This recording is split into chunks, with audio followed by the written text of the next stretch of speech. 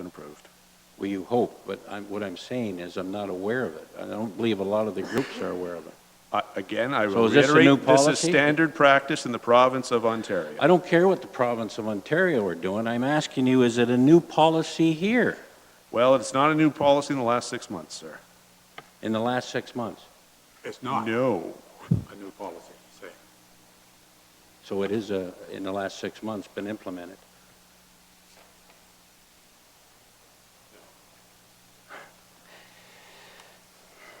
My next question is the gas wells. And I'm going to our memo that we received October 17th. And I'm on page 2. And it goes down to, I'm going to say third paragraph. And it recites well numbers, privately owned gas well on property adjacent where well, blah, blah, blah.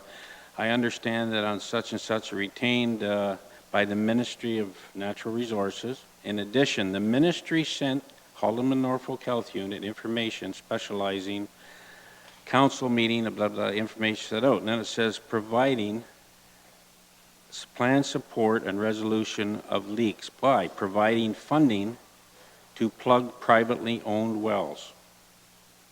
And then the next part, works with contractors to effectively plug privately owned wells. I guess my question is, there's a well, and I had a call from an individual that lives on part lot 24, concession 11, and there's a well that I'm sure we have an individual from the fire department there every morning checking it, but does the ministry plug these wells at their expense? It says here they do. It says right here, the contractor being retained and paid for by the ministry through its abandoned works program. So I assume that they have paid to plug these wells, is that correct?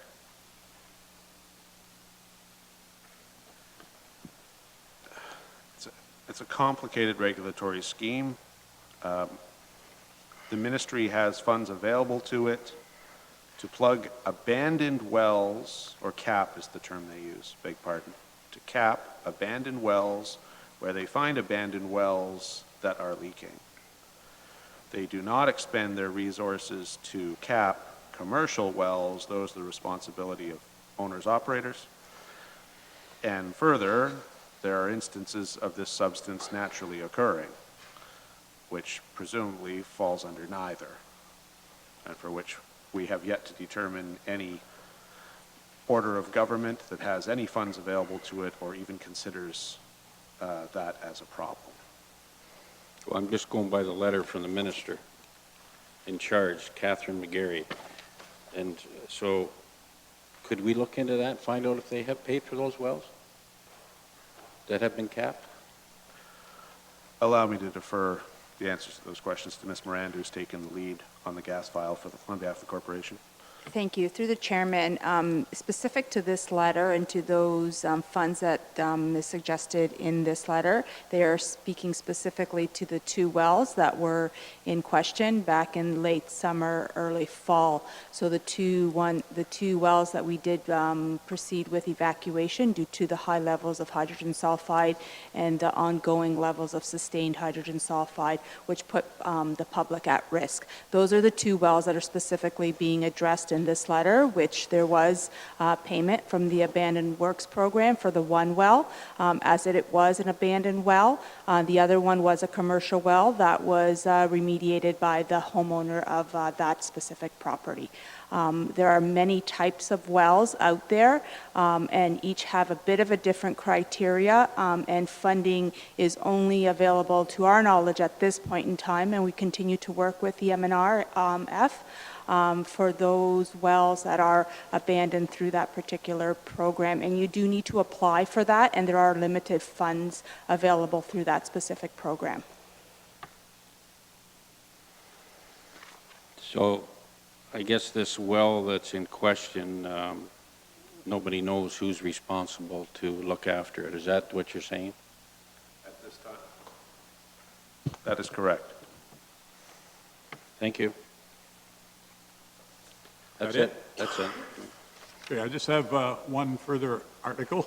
And I want to first of all thank Monty Sonnenberg, who sits down there, for his article today in the Simcoe Reformer with regard to the lift bridge in Port Dover. Thank you. It was an excellent article. I know that things have to be repaired, but we also have to consider the driving public and the citizens. And I must truthfully say I thought I had this solved last summer when the bridge went out, and I happened to be involved in that. And I spoke to the bridge operator, and he promised that he would speak to his staff and the powers to be, and that they would get a sign that would say, detour, bridge out, and put it at concession 2. At concession 2, if you're at concession 2 and you come down to the lift bridge, that's about 4 kilometers. Now, if you travel that distance, and there's many cars in front of you, all of them slowing down, for 4 kilometers, you're wondering, what's the problem? What's happening here? Then all of a sudden you get people wanting to turn around and go somewhere. We spend a lot of money on concession 2.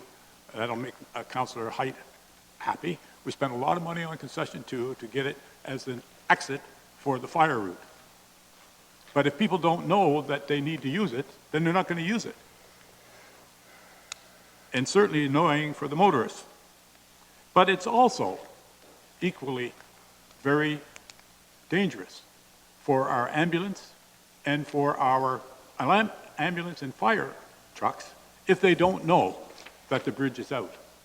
So what I was going to ask, and then the county manager he'll give me the raspberry, I was going to ask staff if sometime they could contact the powers to be up in wherever they are, in heaven somewhere, and ask them when that bridge is out to make sure that they have a sign about 4 miles beyond the bridge to let them know that the bridge is not working. That was my request. Is that possible? Or do I have to bring it up next week? That seems like a minor enough technical matter, but I would defer to Ms. Robinson as to appropriate signage and what is allowed by the HDA or not. Through the chairman to council, staff can certainly send a written request to the MTO to do that. It's under their jurisdiction. We have no authority to do any of that. We can certainly send another letter. And I understand we don't have any authority, but we do have residents that we should be concerned about. And if we make that our issue, and if that's my concern, that this is frustration, and if they say they're going to do it, which is what they told me they were going to do before, then somebody should be held accountable. That's all I'm saying.